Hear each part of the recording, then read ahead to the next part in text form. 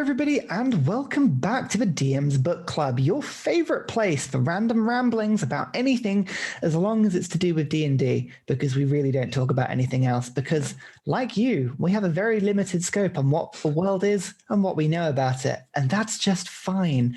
Yes. I'm Ryan. I still don't know anybody else other than Fiona, who's also here. We live in a very small bucket. We talk about D&D. Actually, no, to be fair, you do lots of improv. I'm the small-minded one in all of this. But I mean, you say that. You've got people in your house currently, so you definitely do have friends. I hope they're friends. I hope they're friends. Yeah, Oh, I woke up this morning and they were just there and they were talking about squatting or something. And I was like, I'm sure it's fine.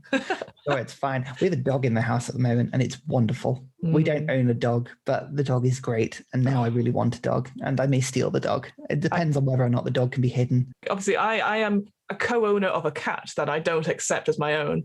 And recently my partner has decided what would be hilarious, because obviously he's found all this stuff online, which is like, oh, you know, your fur child or your fur baby. Oh, God. I know. Obviously we phone every day and he'll be like, oh, come, fancy Alice, let's talk to mother. And I'm like, don't you even fucking do that. That is the worst thing in the world. No, it's like, I have to say, I fully approve of that because I can see you squirming, even talking about it, and anything that just sort of annoys you like that is just perfect. But oh my word, that is a fur baby. Oh no.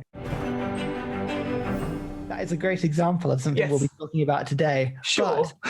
But, what are we talking about today? So we are going to talk about environmental hazards, aka supernatural regions. Or now we have no, that is not a supernatural reason. Right, that's off topic, I think. So yes, so we are. We've talked about environmental hazards before. We'll go back to my favorite book of the moment, Tasha's Cauldron. Unravelling. Well, I technically say it's my second favorite book at the moment because I do have the new Van Richten's Guide to Ravenloft, which Ryan is currently not reading because we obviously are doing our Curse of Strahd campaign. All I'll say is that when we do come to it, it is very good. I actually went into work on Friday briefly, and I finally used my commuting time to actually read. And my God, it was possibly the best time of reading I've had in ages. I don't read normally, like only for this and like bits and pieces, but so having that chunk of dedicated time where I couldn't do anything but read was really worth it. But that's beside the point. Tasha's obviously my second favorite book.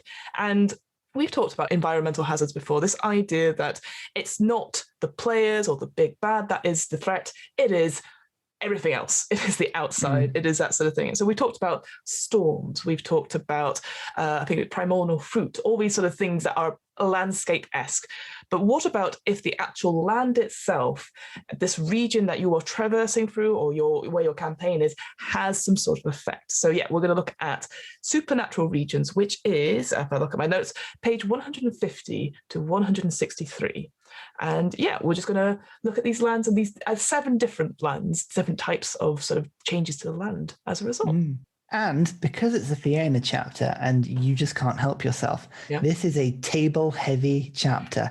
So get that D100 out because really? It. I didn't even think. I like the fact that I'm sure you're the same, Brian. Within reach, I have access to probably 7 different dice sets. So it was very easy for me just to go, I'll grab that. I have a real problem. I really have a real problem. So I have multiple sets of the High Rollers metal dice, which I love to do anytime we're recording anything because the clang of the metal on the table, not only does it leave beautiful dents in my table as everything's destroyed, but it also sounds really, really good. But I did that thing, when you go onto any large forest or jungle named shopping providers online.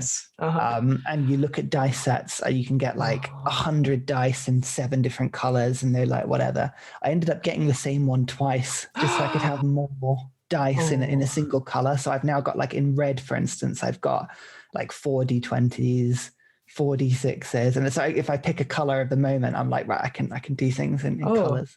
Well, when we used to play in person, I had, I think, 6 different sets, and I choose 3 colors that I was feeling that. I sort of mentioned it's Curse of Strahd stuff was all on D&D Beyond. So obviously it's like, we could also just roll the dice on there and everyone could see it. And I was like, but I've got so many dice that I need to roll. So yeah, I'm always a physical dice person. That is an interesting, sorry, this is total tangent off environmental. Perfect, because we've got too many tables to talk about. So yes. No, this is fun. As a DM, that's always a really interesting one. There's that idea of fudging rolls, right? So it's all about a DM trying to stick as much as they can to genuine dice rolls. You've got to swing with the punches. Sometimes stuff will happen really badly and sometimes stuff will happen really good. And sometimes your notes will have no effect on what actually happens because the party will go totally off tangent. And genuinely speaking, it is so good to actually just roll with the punches and don't fudge your rolls at all. Just be honest and go with it. Because if you start fudging rolls, it's a very slippery slope and you're like, I really wanted the party to do this particular thing, so I'm just going to push them towards it. And before you know it, they feel like they have no influence on the campaign and it feels like everything's forced and blah, blah, blah, blah. But so we've been playing Curse of Strahd with D&D Beyond and public dice rolls, which is a really cool thing because we obviously do that around a table in person. You roll a dice and everyone can see it. It's not a secret thing, but it's whether or not the DM should do it as well. Because on the one hand, it's really good to see the DM isn't lying and you're like, here is all the stuff. And there's a moment where you're like, bloody hell, 66? Oh my God, that's horrifying. But at the other side, it's like, how much privacy does the DM need to retain? Do you need to... I don't know what you think about this. Like if you're fighting a powerful monster and the monster's got +9 to hit, is that a good thing that the party knows it? Like showing a D20 +9 roll and they can see it and go, bloody hell, this thing hits hard. In the sense that it's a good way of describing things. If you were describing a fight with a really powerful enemy, you can see the fact that they're really accurate, they're really strong. Like it's apparent in how they're fighting. Or is that a mechanical stat that you don't want them to know about, and it's actually a behind the thing? I don't know which way you swing on that. It's really interesting because I will say, like, I don't DM D&D that often. And a lot of the games I have run, if they're dice rolls, the dice rolls are for damage or they're not. I'd mostly do sort of talking with tokens and stuff like that. So I'm just trying to think, when we were in person, like how often did you roll like damage outside of your screen? Because obviously you had your screen and you'd roll your dice thing, and we obviously never would look. I think once or twice you're like, I have so much dice, I'm going to roll them out in front. I think it was only very rarely you did that. And I didn't mind damage-wise because that was exciting because it was like, wow, this is going to hit hard. I guess as a player, I like being immersed in the story more. So if I know it's going to hit hard, I prefer that rather than these numbers. It's a bit, it's like the Borderlands issue. When it first came out, when Borderlands, the video game, came out, it had the numbers of what you were hitting on the creature, and people slated it because they hated that. But then people started to enjoy it because then they could see, oh, it is going down, we are hitting it at a certain point, etc. And so they sort of switched over to that. So I think now, I guess it depends. Like I've always seen it as a storytelling game, and the mechanics are helpful. And combat, I know, is always video game orientated anyway. So, but I try and do it. I try and do it less if I can. I don't try not to say, oh, it's a +12 to hit, unless it's like, I think the only time, because then you can work it out, can't you? So, for example, like AC, that's the big one. Who's like, oh, you just hit. Oh, you needed to get a 14 or something like that. Those little bits of information dotted throughout the combat where it matters. I guess that's good for the players because then they can work out and talk about it themselves, and it's exciting from that point. But if you lay it all out, the mystery kind of goes. It's a bit like, oh, you need to get a DC 10 to unlock the door. And unless, I guess it depends if you're doing an online game as well. So if you want to keep it going and the momentum rather than back and forth, I guess. So especially if you've got lots of people as well and they need to make a saving process. If you get 15 or more, you've saved against this. Just makes it easier for people to go yes, no, instead of numbers. So yeah, absolutely. I see it as I try and use it as a storytelling device or a descriptive device, effectively. If you want to show that something is supposed to be awe-inspiring, then yes, you wouldn't roll the dice in front of people. But as I said, there's too much information is a thing. Sorry, this is a total distraction. No, what is environmental hazard. So supernatural regions. I think the thing to say about this is where we've spoken before about items of significance, wells and sort of motes of disturbance.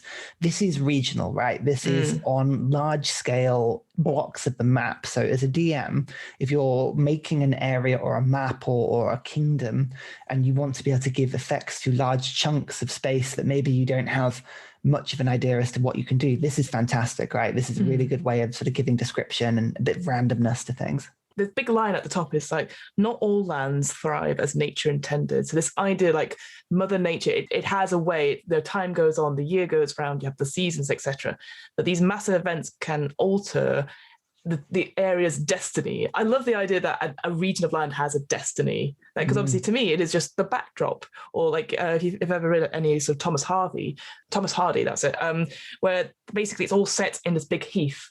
And there's a huge chapter at the beginning of one of his books, Return of the Native, where it's just like the heath. The heath is big. It's big. If it was dark, you can't tell the sky from the heath. It's that big and it's that black and dark. And it's like, okay, so it has a character of some sort. So actually imbuing the land that you are in as a character, almost like sort of a background sort of thing, but has a destiny, has an innate characteristic. I thought it was actually really smart, actually, and it makes sense from a storytelling perspective that you wake up after a long rest and the storm has passed, but something is around you is different. So I just thought that was a great line. And yeah, as you said, it can be as large or as small as you want. So it could be just extend to a small hamlet, or even even a house, really, to as big as a big kingdom. Like I said, it reinforces this underlying theme. It's like an interest to a specific area or location. It occurs either as you're traversing through it, or certain triggers happen, what happens in all of these. So there's 7 different regions we'll quickly sort of talk about. They've got examples for triggers that could happen. And then you roll, whenever these triggers happen, you roll on the D100 table and this effect happens. And interestingly, with all these different effects, some of them are very specific. They'll always happen, I'd say, as a DM, but it might be like, oh, that's really weird, that sort of come up. So I'm wondering that maybe at times you might want to just choose one that's suitable to the situation you're in. But we'll come to that, I guess. Yeah, exactly. I think the other thing you can almost cross-reference this with a little bit is you could use these tables, and especially some of them suit really well, to describe some of the outer planes or other planes of existence. So if you're doing I'm thinking one of the big modules that came out was Vernus, obviously, and there's a whole campaign to talk about the hells and what to do with them. But a lot of the other planes, like Mount Celestia being a good example, aren't given too much of a description over like a page in the DM's guide. And say you wanted to have a whole campaign there, you could use these these regional effects to actually give an understanding of the entire plane and how it works. So it's a very good way of expanding into that. So give us an example. Where are we starting? Well, as you've just very nicely talked about the upper planes and Mount Celestia, let's talk with Blessed Radiance. The grace of the upper planes touches this region. That is it. The one sentence in this whole book. And it's a very interesting thing that you talked about Avernus there, because we've talked about this before, about the 9 hells. There is so much on, the different layers of hell. We've talked about the demon lords as well, and all these sort of planes of chaos, etc. And yet there is so little on the good planes. And we talked about this before, because why would you go to a good plane? Because conflict is, I guess, maybe is inherent to D&D campaigns, or like you're likely to fight the bad and go to the bad places to fight it rather than going to the good places to sort things out. So literally there is only one line of talking about what Blessed Radiance is. But I mean, it is what it is. So when you go into a place that has been touched by this Blessed Radiance, the triggers that will activate, I guess, these effects, you can include like succeeding on a saving throw, compelled by the abilities of a fiend or an undead. You are a target. There is a target of a cleric or paladin spell of a 3rd level or higher.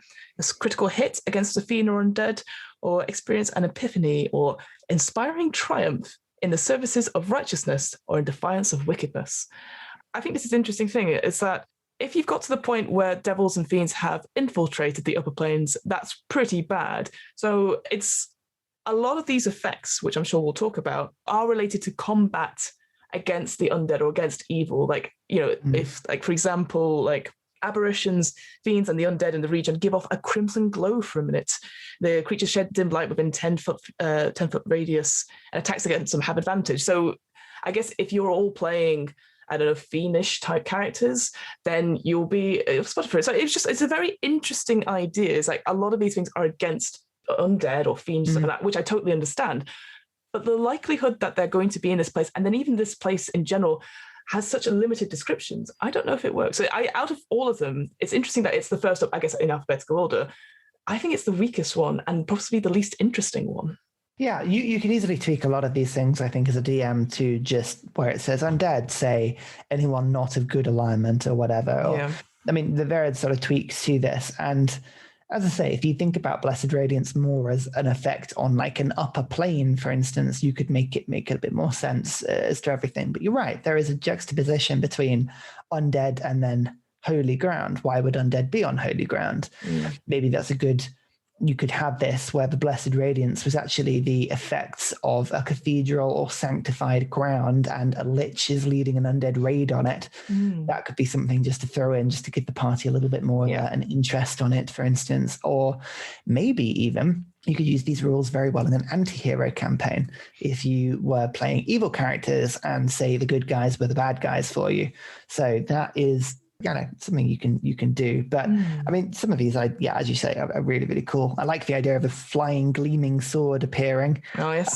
Striking down people, randomly people getting blessed. Permanently gaining resistance to necrotic damage was a good one. Yes. But, I did see that. That's 91 to 95. And it says reroll if you've already rolled this effect. Because obviously at times you might get it several times. But yeah, I thought that one. And then there's one of these in every single region, I think. But you gain the ability to use Divine Intervention as a cleric feature, which succeeds automatically. But you must use it in 7 days. Yeah, that's essentially like have a 3 wish. Why not? What could go wrong? Out of all of them, like I said, a lot of it is either combat oriented against evil, or you hear, like what I've written down, you hear whispers from celestial beings or refrains of celestial choirs. God, that must be annoying.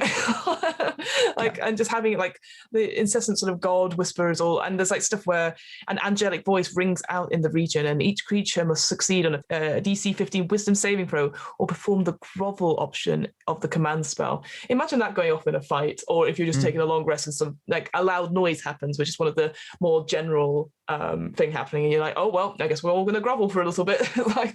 So yeah, I think with all this, like it is just checking with, I think, like I said, I do find this the least interesting, but maybe that's because, like I said, being good is like, it's fine. It's like calling someone as fine. They just don't appear on your radar. So I guess maybe what you're trying to say is that you have a real problem with good as a concept, and no, you don't associate it. That's fine. That's fine for you. Okay. Why don't you talk about something a little bit more suited to your way of thinking, right? Let's perhaps go into the realms of Cthulhu. What have you got for us now? Right. Okay. So the Far Realm, as it's called, I love it. So the idea is that once you've passed on, your souls either dwell on the astral plane as spirits, or they're pulled to one of the outer planes to be reincarnated. Which actually I didn't realize was a thing in certainly in the Forgotten Realms. This idea that your souls are there. We've done it before in our campaign, but it's sort of never sort of discussed per se. But I love this line of saying some find ways to travel beyond this, and they transform over eons into abominations or elder evils. And I will say, though, there is a picture of the Far Realm sort of incursion, and there's bloody nautiloids. My weakness. God, I love a nautiloid. It's your favorite, and you love it. So, look, they look so stupid. Like I can't. They look like fish in the sky. Like little flying slugs. What's wrong with them? Oh, rubbish. Anyway, so the point is that these places are clearly like evil or twisted into alien shapes by these eldritch forces that they're unknowable. They are, to look at them is to lose your mind because you're overwhelmed by something that you just cannot process. And I think that is incredible. And it then talks about, obviously, going to these places is probably not a good idea, but the idea that there are tears in time or in the fabric is very thin between the material plane and this plane, so these subtle influences eke out onto places of area. So, and that to me makes sense. Like the idea, like, how would you sort of influence these regions and stuff compared to Blessed Radiance, which just says, it's been touched. Don't worry about it. Like that one sentence. There's like and for all these other ones, there's at least a paragraph detailing or giving like little story hooks and stuff like that, which I quite like. But yeah, in terms of triggers, the very first one actually is a really interesting one. It's very specific. So an effect goes off if a warlock with the otherworldly patron feature, which happens to be a great old one, rolls a 1 or a 20 on an ability check, attack, or saving throw. So that's a very set of specific circumstances, which actually does make sense for any Call of Cthulhu. If you've read any sort of Lovecraft, there's always like rituals and things have to be perfect. The moons have to be in alignment. You have to be in the right place at the right time. So if you wanted to be like that, and it just so happens that, you've got someone in the party with this specific feature, they've gone there for some sort of quest to fulfill stuff, then that makes sense. You also have long or short rest. And again, another big staple of Call of Cthulhu is that when you rest, things start happening because you're taking watches, say, in the middle of a forest. Things aren't right. There's no wildlife. You see a green flare in the sky, or did you? All that sort of thing. So all stuff like that. And then, of course, again, another classic trope, you spend more than an hour reading an eldritch tome written by those who have interacted with the far realm. Like, you reading one of those eldritch dictionaries or thesauruses and go, this is bad. As you do. There's always a Christmas present on your list that you're a bit like, I didn't know if I wanted this book, but I'll give it a read. And before you know it, you're spouting far realm nonsense and, your head's turned backwards. You got tentacles for arms. It happens. It's just one of those things. And I have to say, some of the effects that can get sort of, they go from the bizarre to the even more bizarre. Yes. I like some of the, like, so there's just one that just says distance no longer functions in a comprehensible manner, which I think is really weird. Like, just your eyes don't focus and just things stop quicker than they should, and attack rolls with disadvantage if they're ranged weapons and just things like that. But anything jumps out for you? Oh, 1,000%. The circular things like buttons, crystal balls, and the sun seem apparently wrong. And this also it says, you make a intelligence saving throw or spend your turn loudly trying to destroy these objects. So try and destroy the sun, like damn you, like old man shouts at clouds. I actually, because it brought back a memory, as obviously the circular things like buttons. I used to really hate buttons as a kid, like just the feel of them and the sort of the tactile nature of them. And I used to really freak out, especially wooden buttons. I just was like, who would wear a wooden button on a shirt? It just felt wrong. So I definitely felt that sort of connection whilst reading this. But similar to the distance one, you've got can't leave the region and find themselves covering the same ground over and over again. Very Blair Witch Project, getting lost in the forest.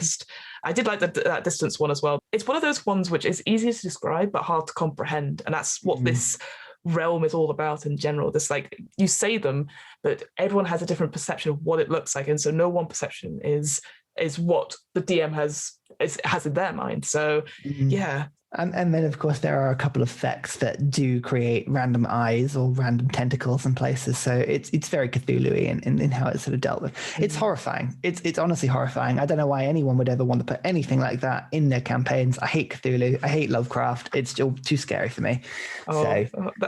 Maybe don't come on Tuesday then.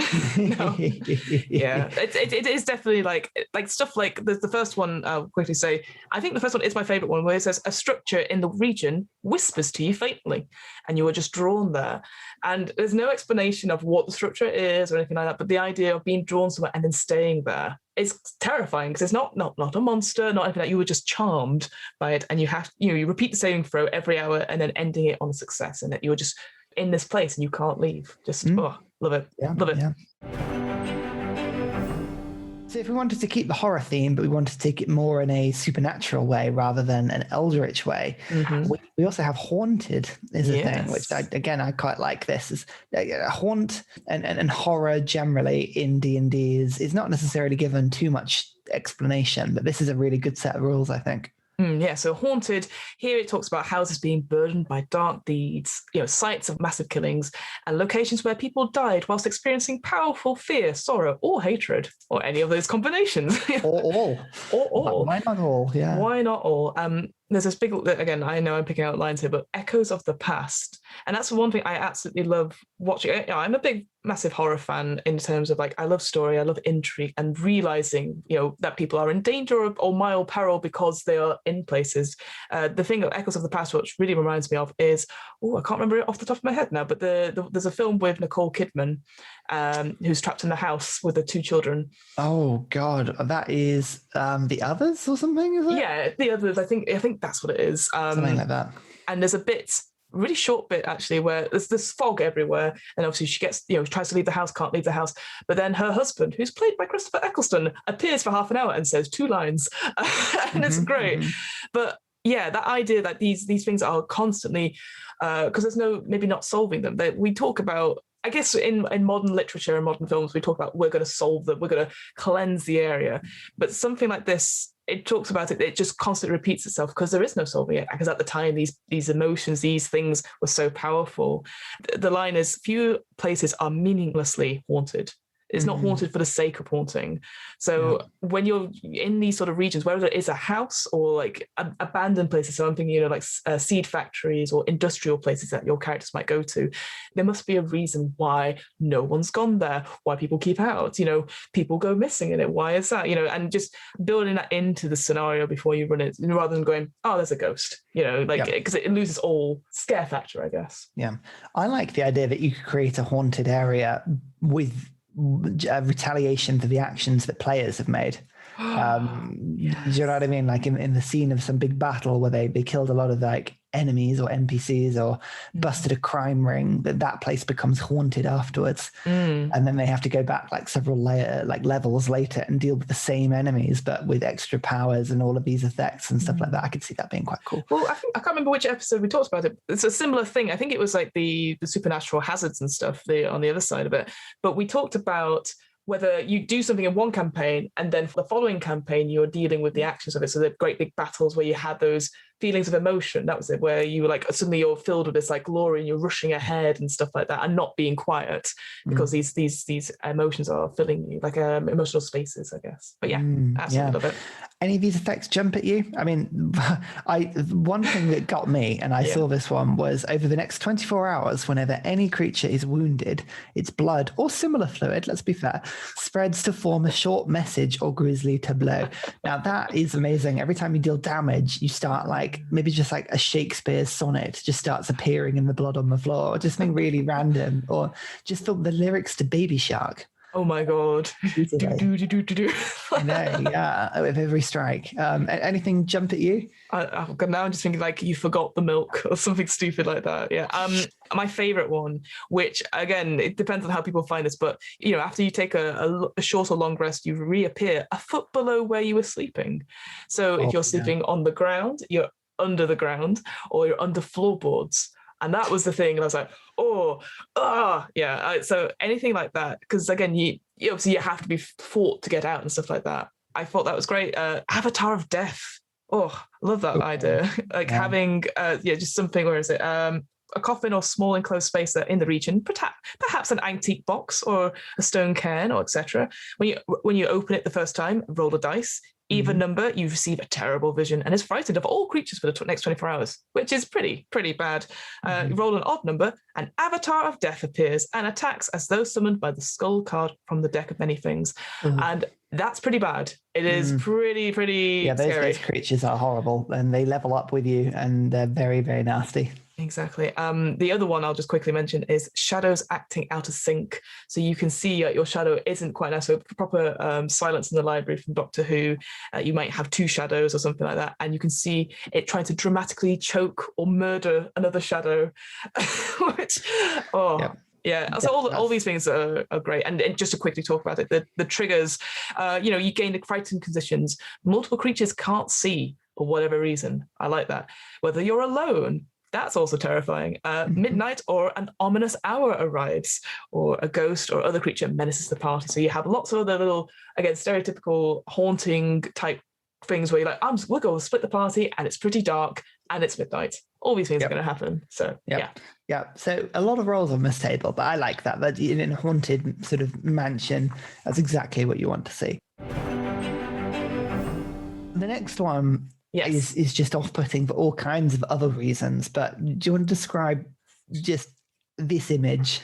Oh, the image is terrifying. So if you could imagine like walking down like a high street of some sort, you've got like your thatched roofs. Again, this is proper typical, I'm thinking Stratford upon Avon type thing. Covered, it's dark as well, with the moon sort of from just peeking around like a tower. You see webs, but they're just everywhere, like up-type buildings. You can see cocoons going down one alley, and of course, creatures, big spiders, you're not sure. They just have glowing eyes and they're on all the buildings. And that is an example of an infested region. Oh, yes, I love it. I love it. This is so different to obviously a ghostly region. And something we were talking about recently, actually, in our WhatsApp group is like, we've all played to an extent Grounded, which is this, basically it's Honey, I Shrunk the Kids, and it's like a Minecraft type game. You're sort of building stuff, but you're fighting off enemies, and you have the tiny little ants who are your friends. You've got little mites that get you, but the spiders are massive and they are terrifying. They shriek at you. You're running away from these horrible things. Like myself and Sam, we play it quite a lot, and there's many. You can just see probably my character's name in the background running away. You're like, what's that? Oh God, because this huge spider is following you. And that's the idea. That's horrifying. Having these, essentially it talks about having like a biomass of insects and how they sort of come together like a swarm or whatever, or some sort of mutation, so that you either have a swarm of creatures that overtake everything, like constantly eating or constantly manipulating the region in some way, or you have big fuck off spiders, like Eight-Legged Freaks sort of style film. Oh God, now that was a film. You know what? The weird fact I have about that film. So they originally were like, oh yeah, we're going to use like just superimpose big tarantulas, blah, blah, blah. Turns out when they're blown up to big sizes, they just look like fluffy, cuddly toys. So they actually had to CGI create these, spiders that didn't look like tarantulas. Oh my word, that's horrifying. My random fact about that film is that they were going to call it arachnophobia, but really? The war with Iraq was happening at the time, and they thought that it wouldn't be a great name, so they called it Eight-Legged Freaks. What a weird thing.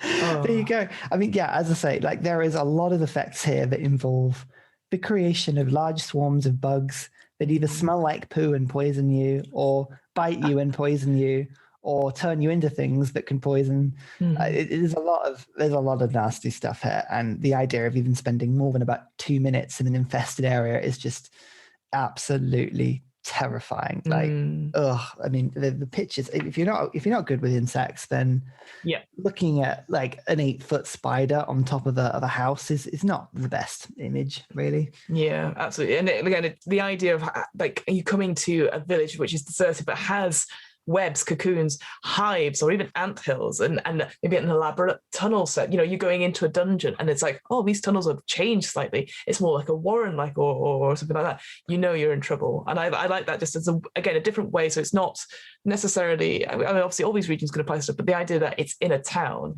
or something is just amazing. I really like that. So yeah, in terms of triggers, the obvious one, disturbing webs, cocoons. You just happen to twang a web and you're like, well, you're all done for.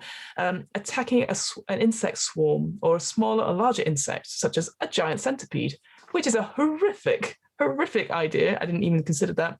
And obviously short or long resting in these regions, because why would you want to do that? That sounds like the worst idea. Yeah, I'm just going to actually try and sleep amongst a web. What could go wrong? What could go wrong? Absolutely. Yeah, and then that one is horrifying. But we've got a couple of more supernatural ideas here, and the next one, the imagery, I absolutely love the pictures of it, and I love just everything about that sort of aspect of it. But this describes itself as the mirror zone, which I just can't help but say that in my head, like danger zone. Mirror zone. Exactly, the mirror zone. What's going on with the mirror zone? How would we describe this?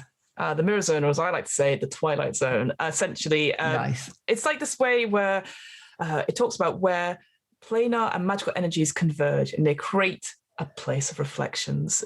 Creatures, objects, energies reflect, duplicate, and transport elsewhere. And there's unexpected results from doing that. This idea that all these things, again, just so happen, as not even as intended, just so happen to coincide at this point, and then this occurs. And there's always been in sort of folklore of this idea of mirrors. Breaking a mirror is 7 years bad luck. Looking into your reflection shows you your true self, or whatever that may be. And yeah, so it talks about like here, sort of like trigger effects here, shattering a mirror, not great thing.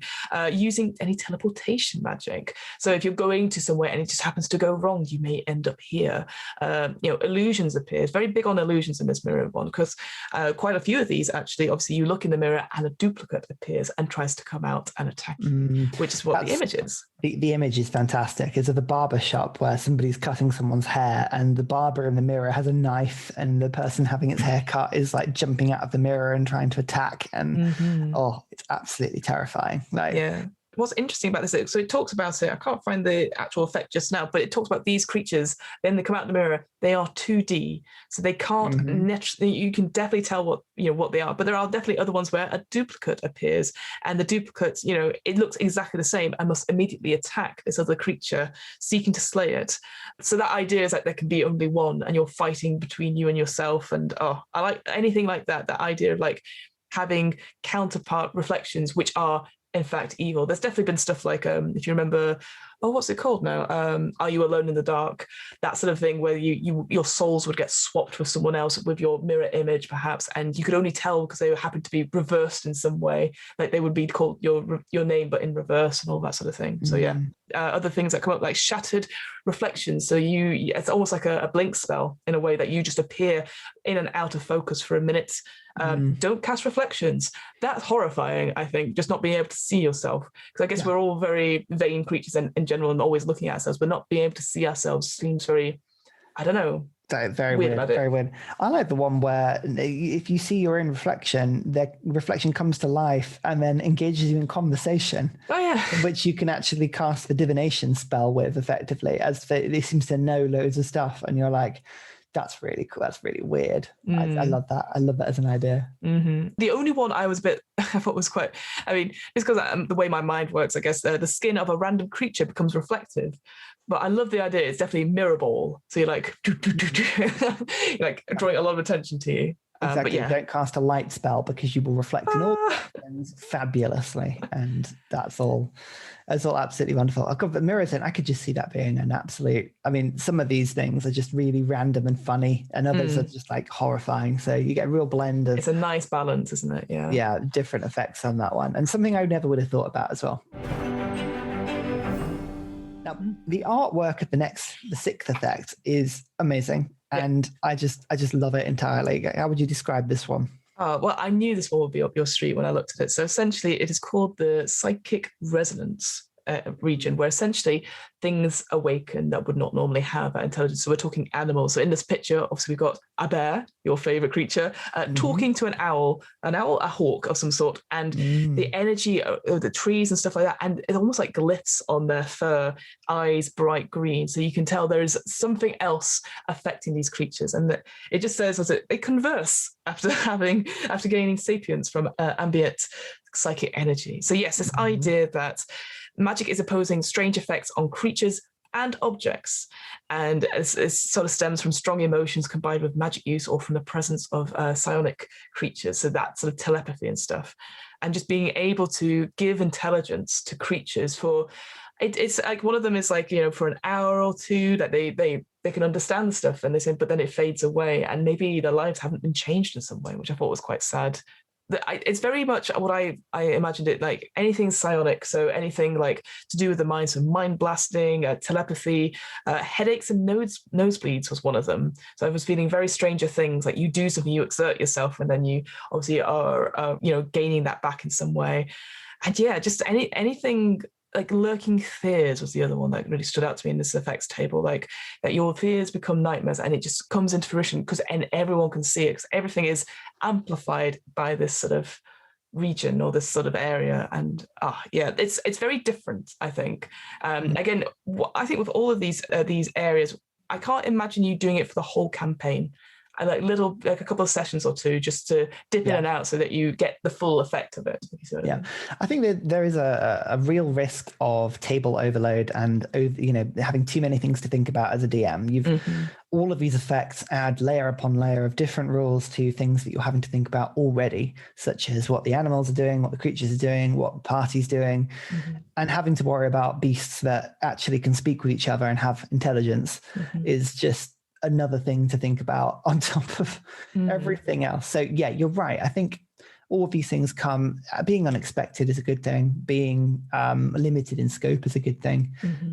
It's context, isn't it? It absolutely is context. I mean, there are some absolutely random and amazing things, but a lot of just like straight damaging things, actually, things that deal psychic damage and actually seem to then create a bit of a chain reaction, like the one that gives telepathy to all the party. And then there is obviously the thing that says, if you experience telepathic communication, you set off another resonance. So this one has the potential to become quite a chain reaction. Like I could see giving telepathic communication to a party and then them not realizing until it's too late, they keep setting these effects off. And they're just like, oh God, it's just a session where loads of stuff is happening. It's like, no, you were doing that stuff quite deliberately. That's and just to end on, because I think for me reading this, talking about like awaken things, so you instantly think of creatures or animals and stuff, but there's a little box that says awaken anything, and the similar examples it gives about like what could be awakened. So clouds that speak their mind.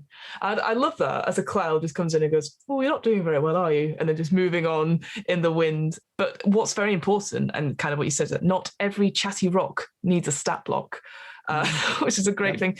And just being able to like, how would you, what would you create these things? And just saying like using spells like animate object, awaken, speak with animals, provide guidance on how to bring these creatures to life. So you don't have to think of every single thing, but be open to being like, it could just be an object. It could be your bag of holding. It could be all these things, not just animals. Oh, God, man, I'll have a bit more. Yeah, I'm not quite full. Give it to me. More. I'm hungry. Yeah, absolutely. We're finally to our last one, which again, it is now, whereas psychic resonance was sort of a creative force in a lot of ways, this one definitely is the opposite. How would you describe the last force in the book? So compared to the other 6, which have sort of had something impacted on them, so they were already sort of as nature intended, like they were fine, and then something has happened to the land. I feel like this one, so Unravelling Magic, was already a magical, rich area of some sort, but the source of this magic has been damaged or corrupted in some way. And as a result, there are unpredictable and strange results when people cast a spell. And interestingly enough, obviously we have in our campaign dealt with one such island, which was, I thought it was great because I didn't have to cast any spells, but the 2 people that did, I think they had to plan every single session as a result, because essentially any spell above a 1st level slot or higher will have an effect that goes off. It's a little bit different to the one you implemented in. I think it was was it an older one? Mine was a much this was before the book was released actually, and it was more of an effect that was, if you cast a spell, you have a percentage chance of something going wrong, and it was more of a chance for the more powerful the spell. So you had this sort of like, you were disturbing things around you, but it was an idea. But when I saw this, I did think of that idea, and I was like, oh God, someone's actually written loads of rules that actually make this a lot more fun and a lot more interesting. But going back to it, so this idea that you have to roll, above your percentage, and then for it to go off, which makes sense. So obviously, the higher you roll, the less chance you are to succeed. But I think that was quite good, because then obviously that left with the players to do it rather than yourself. Whereas here you have a lot more environmental stuff. So, for example, there's stuff like a dead magic zone, or all magic items in the region lose their properties for an hour, which I think is great, because then you're like, what are you without your magical items? So I think there's definitely stuff for it, but I mean, I don't know. I say this as someone who didn't have to do any rolling for magical stuff. So I think your way was, I think it was easy enough for the players to do, whereas this is definitely more on the DM to come up with some more interesting things and different environmental stuff, perhaps, per turn. Absolutely. Was any of the Unravelling magic anything you quite liked? I mean, I love the simple or martial weapons in the region that are non-magical crackle with power. So all of your regular weapons become really powerful. I love that as an idea. Just taking really low-level characters and saying, oh yeah, your dagger is now a magic item. Hooray. Hooray. Lightning arcs connecting people. That's another one that's quite horrible. Yeah. For me, I guess it was, what was the one I wrote down? Each creature in a region suddenly learns some magic. So you gain one wizard cantrip of your character's choice and know the cantrip for 1d8 days.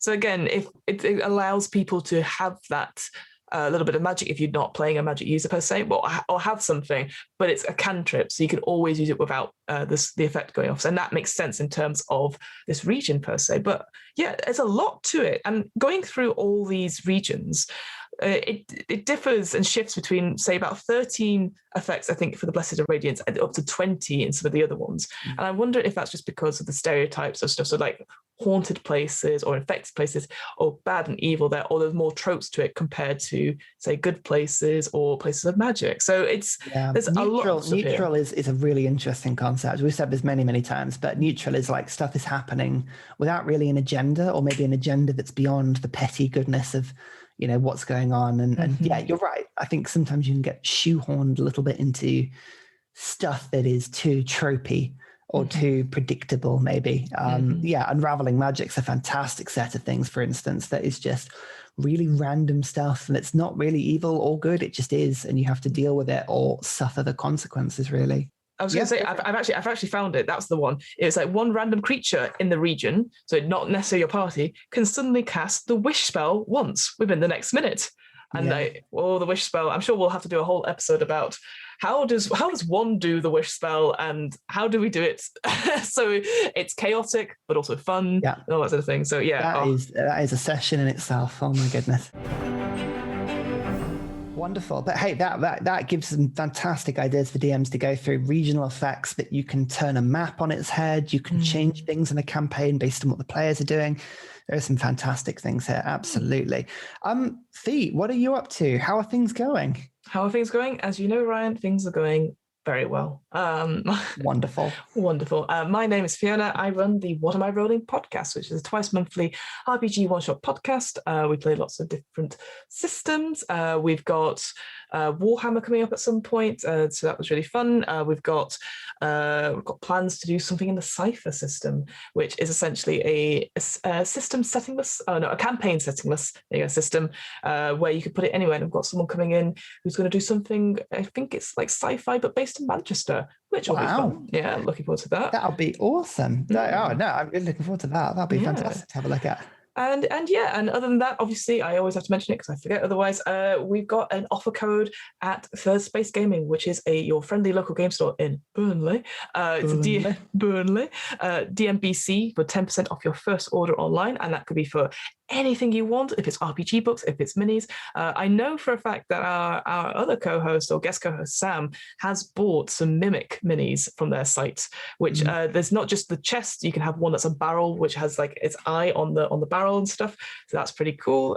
You can also get terrain from there if you're that sort of person that is into like wargaming and likes making the minis, but currently can't meet with people to do so. All those sort of things. But Ryan, what about you? What have you been up to? Oh, it's been fantastic. Actually, you should come along to UrsaRyan, the YouTube channel, because I've been doing lots of cool things recently with some other YouTubers. So come and have a look. And if you're not a huge gamer, you can watch some stuff that's more of an interview style. So that'll be quite good fun. Otherwise, come to the UrsaRyan Discord. Come talk to me about D&D. It's very good fun.